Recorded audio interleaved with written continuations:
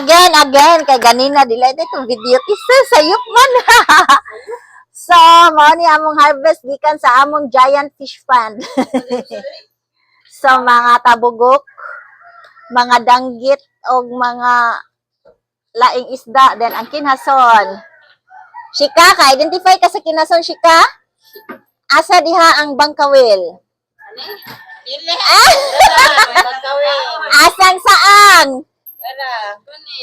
Oh. Oh. Sikat tara. Baukot. Baukot tara.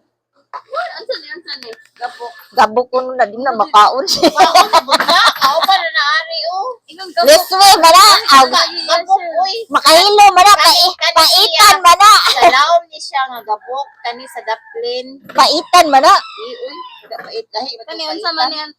Na, mauna oh. Gabok. Bato. Baukot. Bato.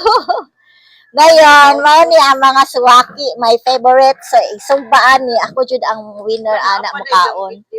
Dayon ang mga kasag gang ko ana. Wala na ala gini tambaw na da. Wala na ay fish. Ay pagkuan na ti sa sikpaw na ti. Anay bahin ang miming.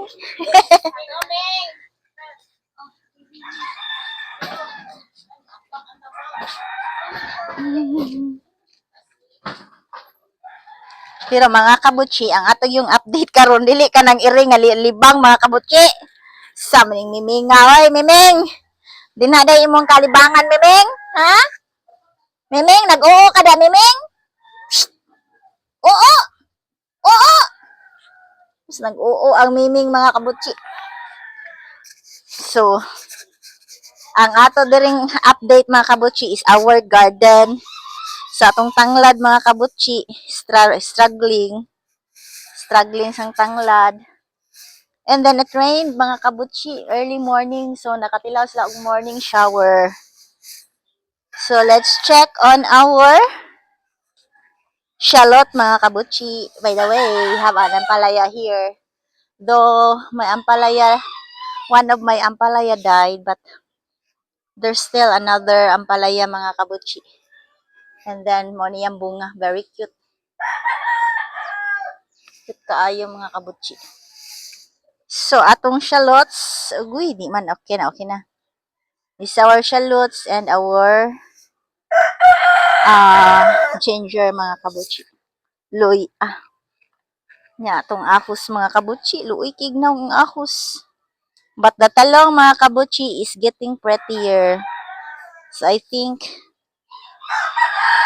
maka-harvest na po talong next year mga kabutsi. Hala, na-harvest na di ay ang kuan. Ang batong mga kabutsi. Wala na ko na vlog. Na-harvest na ang mga batong mga kabutsi, no? So, we don't have batong to vlog. Kaya na-harvest na sila. Pero napay bunga mga kabutsi. Di lang dako. Mga kabutsi ka na atong i-grow ang camera. Kaso mo na atong batong mga kabutsi. That will be harvested mga kabutsi, mga after a week guro. After a week pa na siya ma-harvest. Though, nag-anam na nakadaghan. We will plant more batong mga kabutsi. So, here, ang palayang daot. And then, let's check on our lemon sito mga kabutsi. So, need ta mag-add og kuan mga kabutsi diri. Kanang mulching. Kay ninipis na mga kabutsi iyang mulching. And kani mga kabutsi, mao ni ang ato ang nigilo lagi ang dahon mga kabutsi, no? But this is our lemon mga kabutsi. Nara iyang bunga mga kabutsi. Ani iyang bunga mga kabutsi. So we will only have a short garden update mga kabutsi.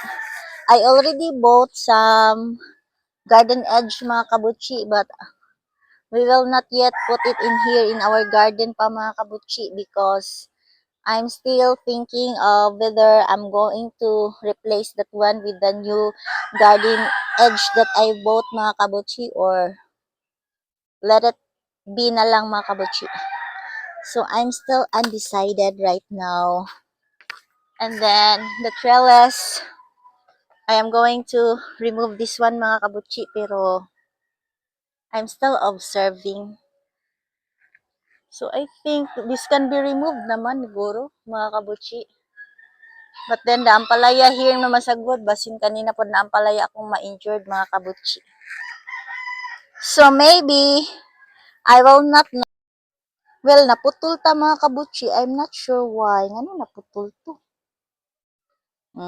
Anyway, so mauni ang ato ang ginger mga kabutchi. Then, I think this is about for harvest na mga kabutchi. Kay look ato, dead na ang iyahang stem. So, once the ginger have dead stems mga kabutchi, that is already also sign na for harvest na siya.